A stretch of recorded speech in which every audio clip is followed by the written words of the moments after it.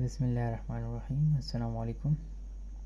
आज हमने एक्सरसाइज 1.2 को सॉल्व करना है और इसमें हमने कई जितने हमारे पास वर्बल क्वेश्चन हैं उनको हमने अलजेब्रिक एक्सप्रेशन में लिख। पिछले एक्सरसाइज में हमने सिर्फ़ और सिर्फ जो हमारे पास वर्बल स्टेटमेंट्स थे उसको हमने सिर्फ स्टेटमेंट के ही ज़रिए जो था वो अलजेब्रिक एक्सप्रेशन में हमने लिखा था। लेकिन अब यहाँ पर जो हमारे पास वर्बल स्टेटमेंट्स हैं इसको हमने इक्वेशन में लिखना है। सिर्फ बस इतना फ़र्क है एक्सरसाइज 1.1 में और 1.2 में। तो सबसे पहले हम क्वेश्चन नंबर 1 को सॉल्व करते हैं और क्वेश्चन नंबर 1 हमें ये कहता है कि 6 more than twice a number is 40। हमारे पास जो पार्ट नंबर 1 है वो है हमारे पास कि 6 more than twice a number is 40। 6 more than twice a number is 40, यानी एक नंबर है हमारे पास, लेट सपोज करें 6, उसका ट्वाइस है 2x। वो क्या है 6 मोर है, यानी उसके अंदर 6 जो है 6 नंबर्स उसके अंदर ज़्यादा है तो उसके साथ +6 कर देते हैं। और इज़ इसका मतलब कि इक्वल, तो इज़ और 40। तो 6 more than twice a number is 40। इसी के साथ हमारा दूसरा सवाल है, उसमें हमें ये बता रहे कि 3 टाइम्स अ गिवन नंबर। हमारे पास इसका दूसरा सवाल है, गिवन नंबर x है हमारे पास। उसमें क्या कह रहे हैं हमें, उसमें हमें ये कह रहे हैं कि उसके 3 टाइम्स, यानी इसके 3 टाइम्स, यानी वो 3 टाइम्स कर दे आप, ठीक है। Is 8 more than a given number. इसका मतलब इक्वल 8 के बराबर है, मोर का मतलब प्लस गिवन नंबर, और गिवन नंबर हमारे पास क्या है, वो हमारे पास x है। तो ये इसका एक अलजेब्रिक इक्वेशन हमारे पास बन गया। इस तरीके से क्वेश्चन नंबर 3 में हमें ये बता रहे कि two subtract from 4 times a number is 26। अब 4 टाइम्स एक नंबर, यानी एक नंबर x है, उसका 4 टाइम यानी 4x, उससे हमने क्या करना है, 2 को सब्ट्रैक्ट करना है। तो 2 को हमने उससे सब्ट्रैक्ट कर दिया। इसका मतलब हमारे पास क्या है, इक्वल 26। वो हमारे पास किसके इक्वल है, 26 के इक्वल है। सेम इसी तरीके से हमारे पास क्वेश्चन नंबर 4 है। 4 हमें क्या कह रहा है, 4 हमें ये कह रहा है कि 3 कंसेक्यूटिव ओड नंबर, कि हमारे पास ओड नंबर है और कंसेक्यूटिवली आ रही है, यानी कि एक के बाद दूसरा और दूसरे के बाद तीसरा, यानी 1 2 3 इस तरीके से कोई ओड नंबर का एक सीक्वेंस है हमारे पास। Such that sum of the first, जिसमें से हमारे पास जो प्लस है, यानी जो सम करना है हमने फर्स्ट को और सेकंड नंबर को, वो किसके इक्वल है, 31 more than the third number. तो सबसे पहले हम क्या करते हैं कि हमारे पास जो x जो ओड नंबर है उसको सबसे पहले हम कंसेक्यूटिवली लिखते हैं कि हमारे पास कंसेक्यूटिवली ये 3 ओड नंबर हमारे पास कैसे आएंगे। तो चूंकि ओड की बात हो रही है तो मैं यहाँ पे सबसे पहले लिखूँगा इफ़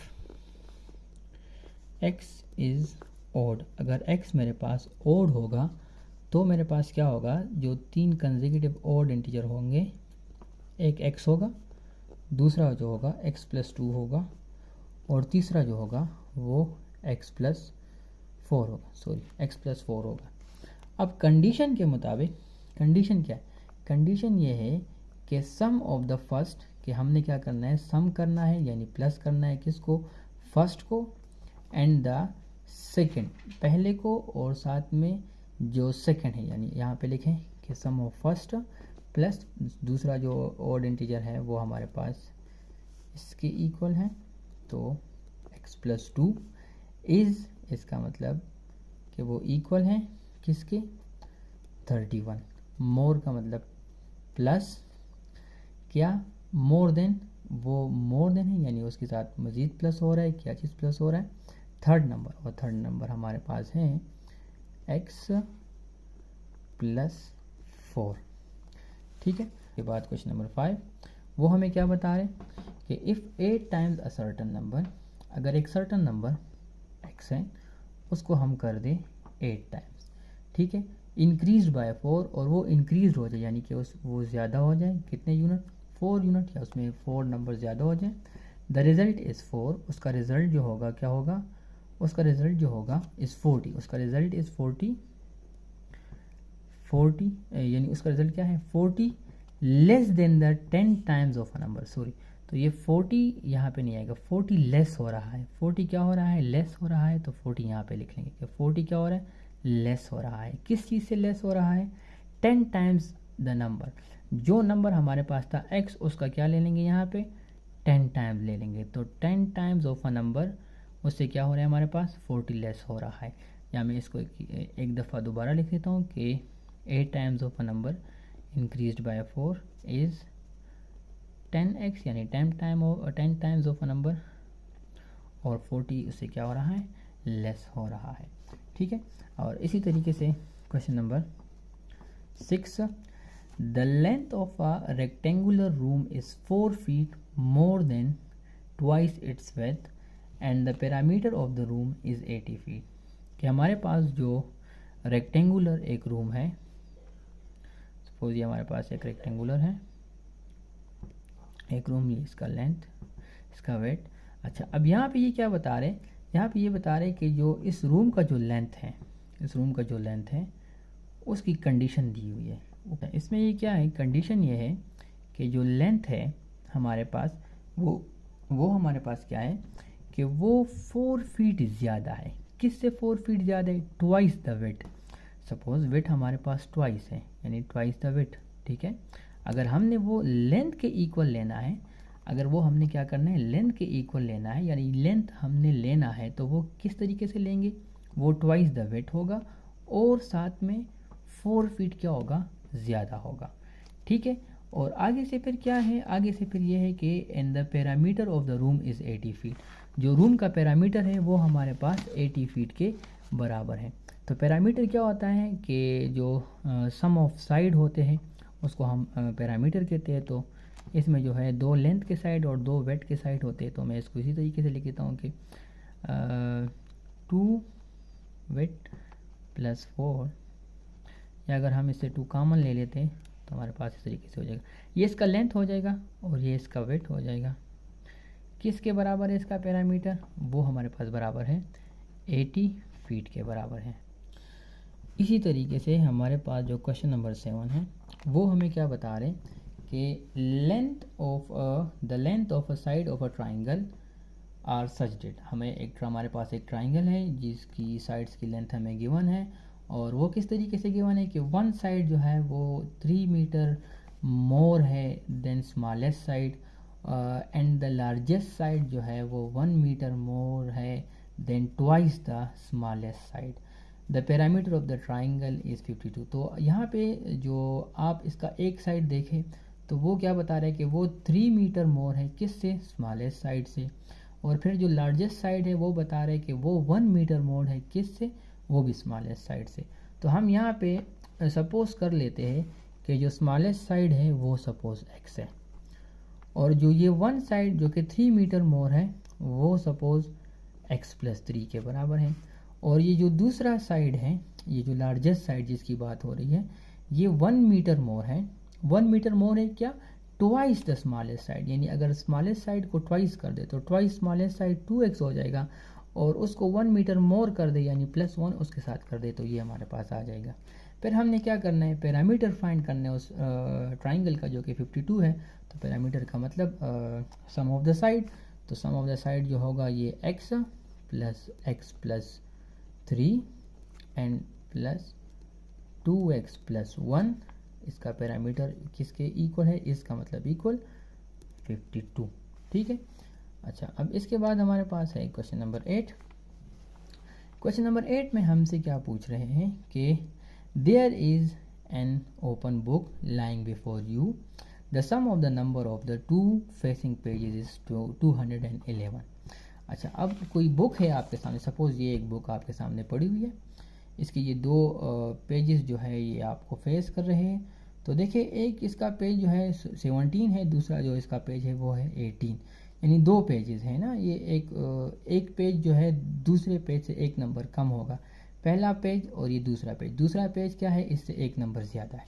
तो हमारे पास कोई भी बुक जो है वो सामने पड़ी हुई है, यानी हमारे पास कोई बुक है, उसका कोई 2 पेजेस होंगे, एक पेज सपोज उसका x है और ये पेज सपोज इसका x है, तो जो ये अगला पेज होगा ये x+1 होगा, तो एक पेज इसका x हो गया और दूसरा पेज इसका क्या है, x+1 है।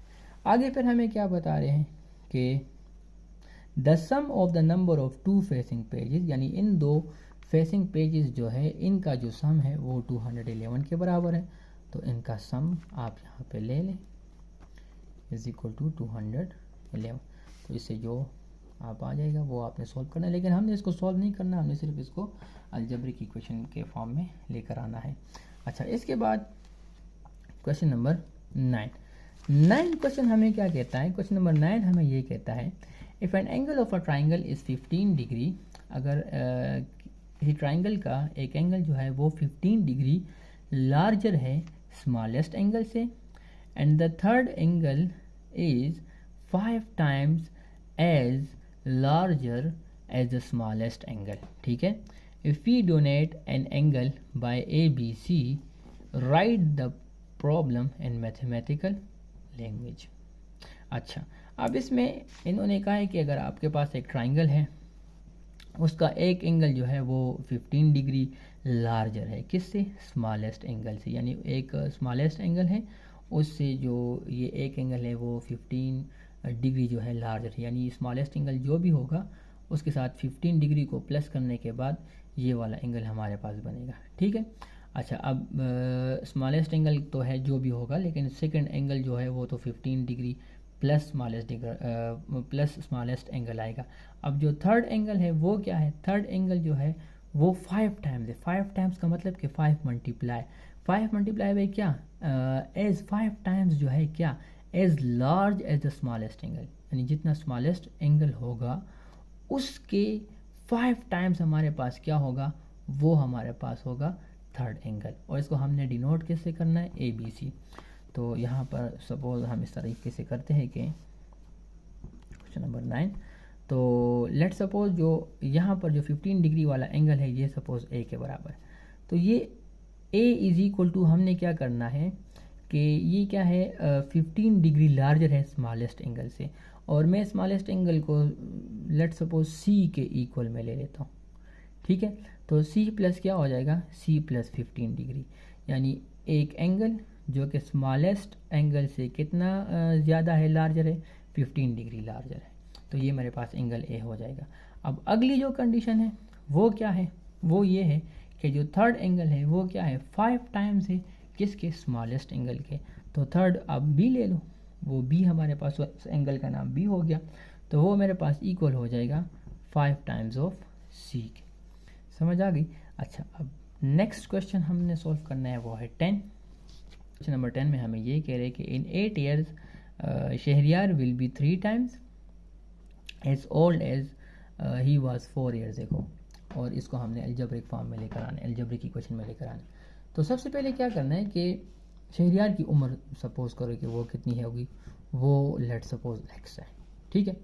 अच्छा, अब 4 साल पहले यानी 4 ईयर एगो जो उसकी एज होगी, यानी उससे 4 साल माइनस करने होंगे, ठीक है।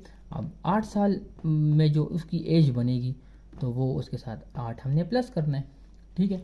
अब कंडीशन क्या है, कंडीशन ये है कि 8 साल में जो उसकी एज होगी, यानी 8 सालों में जो उसकी एज बनेगी अगले 8 सालों में, तो वो क्या होगी, वो 3 टाइम्स होगी। किसके 3 टाइम्स होगी, जो उसकी 4 साल पहले की एज थी उसको अगर हम 3 टाइम कर दें, 3 टाइम्स अगर हम उसको कर दें, तो उससे शहरियार की एज बन जाएगी जो उसकी 8 साल के बाद आएगी, या जो उसकी 8 साल के बाद होगी। तो यानी शहरियार इन 8 ईयर्स, शहरियार की एज 8 साल में इज़ यानी इक्वल है किसके, 3 टाइम्स के। 3 टाइम्स किसके, 3 टाइम्स, 3 टाइम्स ऑफ जो उस एज के जो 4 साल पहले थी शहरियार की। Now last question, question number 11। अब क्वेश्चन नंबर 11 क्या कहता है, Manoor has a long rope of 60 feet. Manoor के पास एक रोप है जिसकी लेंथ हमारे पास 60 फीट है। She cut into 3 pieces, 3 pieces में उन्होंने इसको कट कर दिया है। One piece is half of the other, एक पीस जो है वो दूसरे के हाफ के बराबर है। And the third piece is 12 feet, और तीसरी फीट जो है वो हमारे पास 12 फीट के बराबर है। और इस प्रॉब्लम को हमने अलजेब्रिक फॉर्म में या अलजेब्रिक इक्वेशन में हमने इसको लिखना है। तो सबसे पहले लेट सपोज मानूर ने जो है वो 3 पीसीस किए हैं। उन्होंने जो पहला पीस बनाया है वो वन पीस क्या है, वो हाफ है दूसरे पीस का। लेट सपोज वो दूसरा पीस कोई एक्स है, ठीक है। इसके मुताबिक जो मानूर ने पहला पीस बनाया था वो था सपोज उसका हाफ था, तो ये 1/x हो जाएगा। और जो तीसरा पीस है वो क्या है, वो 12 फीट के बराबर है। तो ये तो हमारा गिवन डेटा था। अब हमें क्या बता रहे कि इसको क्या करें, आपने अलजेब्रिक फॉर्म में लिखना है। तो अब अगर हम इसको अलजेब्रिक फॉर्म में लिखेंगे तो ये इसका एक हिस्सा, दूसरा हिस्सा और ये तीसरा हिस्सा, इन सब को अगर हम इकट्ठा कर देंगे तो हमारे पास बन जाएगा ये 60 फीट का रोप। तो ये था एक्सरसाइज 1.2 जो कि हमने सोल्व किया है जनरल मैथमेटिक्स फॉर ग्रेड 11, और ये FA जो है उनको पढ़ाया जाता है। तो इंशाल्लाह आपको समझ आ गई होगी। इंशाल्लाह अगली वीडियो में फिर हम नेक्स्ट एक्सरसाइज को सॉल्व करेंगे। जज़ाकल्लाह, अस्सलाम वालेकुम।